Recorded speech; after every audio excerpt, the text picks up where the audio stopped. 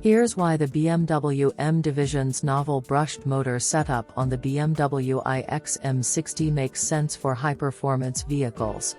What does performance tuning look like in the inevitable electrified future? BMW M division is showing us with some novel engineering that transforms the workaday BMW iX eDrive 50 into an M-badge-worthy 9 M60. Turns out, it's as simple as figuring how to send more electrons from the battery to the wheels in much the same way a combustion engine's performance is boosted by jamming more air through it. But boosting electron flow is trickier than bolting on turbos or superchargers. Twin power. Turning the i4 electric sedan into an i4 M50 was as easy as twinning its rear motor to provide all-wheel drive that nearly doubles the total power and torque. BMW M's task was tougher on the 9, which already starts out with 2 motors. On the 9, the M division still focused on the rear motor. Any proper performance vehicle should bias more torque to the rear, right? Its two-pronged effort to increase electron flow through this motor started by making the motor 0.8 inches longer, so there's more copper in the longer stator, and in this case, the rotor too, for electrons to flow through. Step 2 was to double up on the inverter responsible for dispensing electric current to the motor with a second unit. Twin inverters double the current flow. Both motors in the 9 eDrive 50 operate at a maximum of 600 amps, but by duplicating the inverter and modifying the rear motor slightly, the 9 M60's rear motor can now take 1200 amps. It does this by adding a second full set of 3-phase windings around an extended stator in the rear motor. That's why you can see 6 large copper contacts atop the motor, in the image above. 6-phase permanent magnet machines are favored in industrial applications for their low voltage, high torque benefits. The combined result of these efforts is a 44% jump in power and a 63% increase in torque of the 9 M60's rear motor, to 483 horsepower and 479 pounds-to-foot in sport mode with launch control. This increases combined output by 18 and 33% respectively, while improving front/rear torque bias from 4654 to 3664. Twin cooling.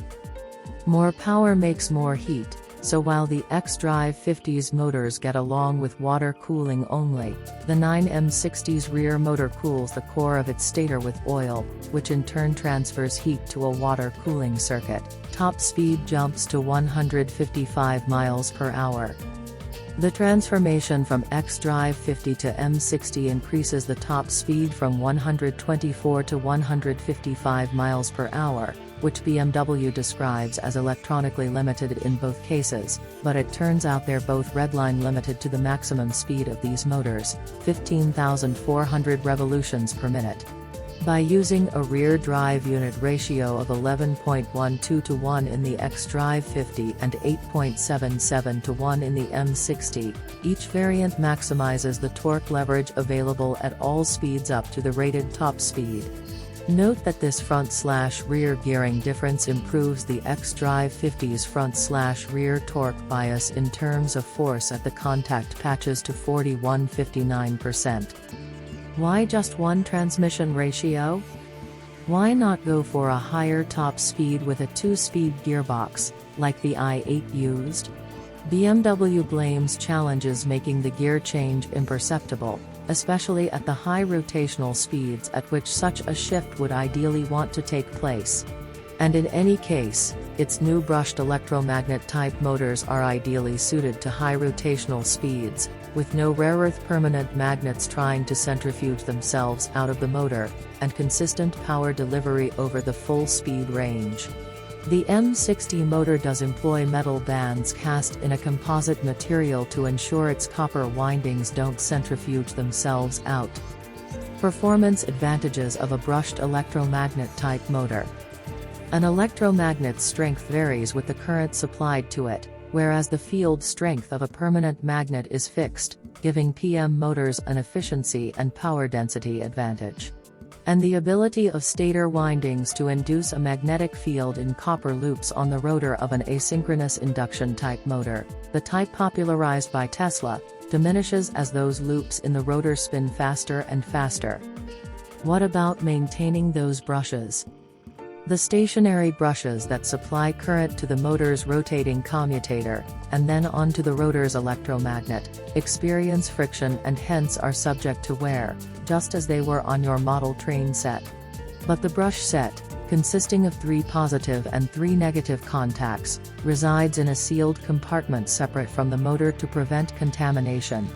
The multiple electric phases that work to pull this electromagnet around and around all live in the stator. The brushes are also easily accessed when the time comes to replace them, which we're told is after at least 186,000 miles. Aftermarket implications? Obviously, doubling stator phase counts and lengthening electric motors are not shade tree mechanic pursuits. Happily, it's vastly easier and probably cheaper to swap one electric motor for another more powerful one, and adding an inverter can't be much more difficult than bolting on a turbo or supercharger. So there's cause for optimism that owners will be able to soup up their EVs just as they have been rotting their small blocks, just with a different toolkit, similar to what BMW has accomplished with the 9 M60.